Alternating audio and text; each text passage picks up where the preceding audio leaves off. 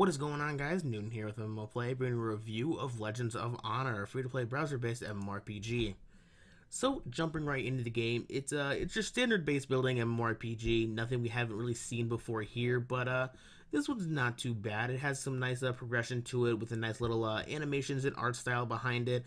It's a nice change of pace if you're looking for something new, which is not too bad. And I gotta commemorate them on their art style and kind of the storybook feel to the game, which is pretty cool. If you kind of move around, you can kind of check out the background over here, and it has like these layers, which really does feel like it's kind of like a storybook, which is really cool.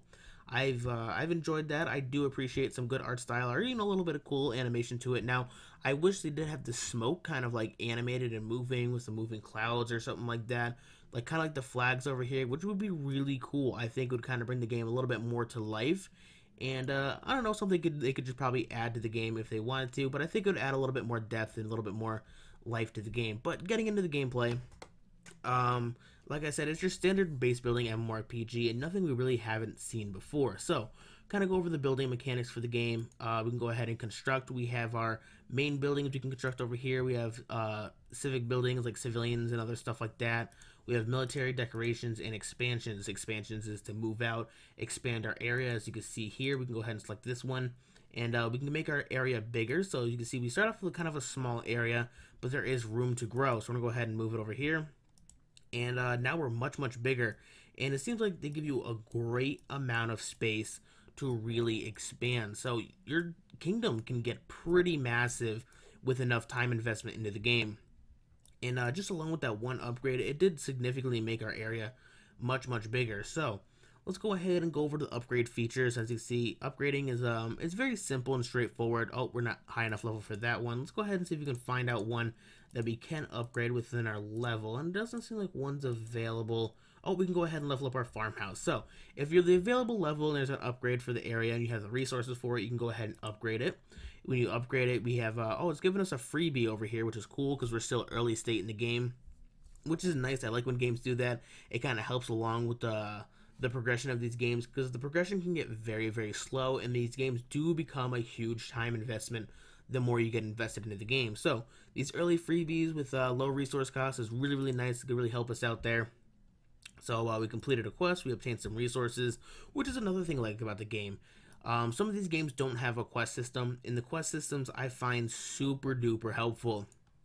Now, if you're running low on resources, instead of waiting, the however long it might be, like an hour, maybe 10 minutes, 20 minutes, depending on how long it makes for these areas to produce resources, it can get very long, and the progression can slow down quite a bit. And while you're waiting to upgrade, you kind of have to wait for these guys to produce resources for you. So the quests come in very handy, just so that you can rack up that extra resources, so you can upgrade in between things while you're building and waiting.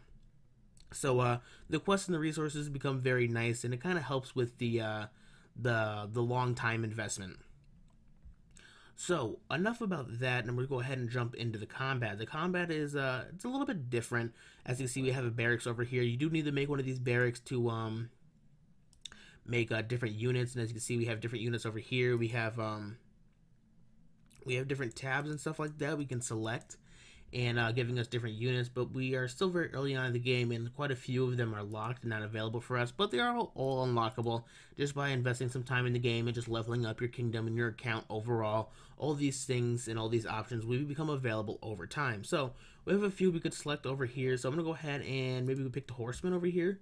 We're going to hit recruit, and then recruiting him takes a little bit of time. So as you can see, 2 minutes 13 seconds. There's a little bit of time you got to wait if you want to recruit these stronger troops, and the more you want to recruit, the longer it'll take, and so on. And I think we could speed it up. We could speed it up for some gems. They give us some free gems, which is the microtransaction currency in the game if you choose to. Now, you do not have to spend the money to kind of progress or get along in the game, but if you want to speed up the progression, the microtransactions will definitely help. But the time investment in the games is what I think makes them fun. They're not too overwhelming. They're kind of those you check up on them every once in a while. You don't get bored of it too often, and these games can have a very long-lasting appeal to them, which is why I like them quite a bit. So as we're waiting for that guy to kind of be trained in our barracks, we can go ahead and go to the world map, and I'll kind of show you guys how the combat works. Now, the combat's a little bit different than from these other base building MMORPGs. As you can see, we have our hero number 1 over here, and he can go ahead and explore this map. The more he explores the map and kind of runs about, he can fight various enemies and kingdoms and other player kingdoms, I should mention over here. It'll kind of, you know, keep uncovering more and more areas of the map. With invading these other kingdoms and fighting enemies along the way, you'll obtain resources, and resources, like I said, become very important, and you'll complete quests and other things like that. So it's a really, really great way to obtain the resources you need if you want to keep expanding while not having to wait for your kingdom to produce them themselves. So let's go ahead and, I guess, we'll go ahead and fight a Marauder. So let's go ahead and hit move. We'll move our guy over there. He's going to move along, and the combat in the game is slow as well. So if you're looking for fast-paced, kind of RTS style combat, this is not the game for you. But if you're okay with slow progression and you have time and you like those time investments, this game could be pretty fun.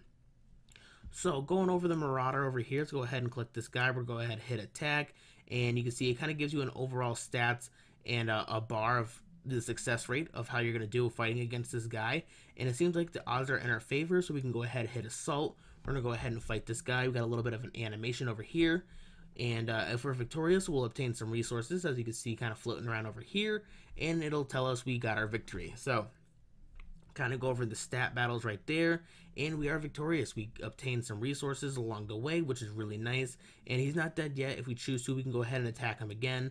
Let's go ahead and keep attacking him. And there we go, he is finally dead. We obtained all the resources we possibly could out of him, which is good.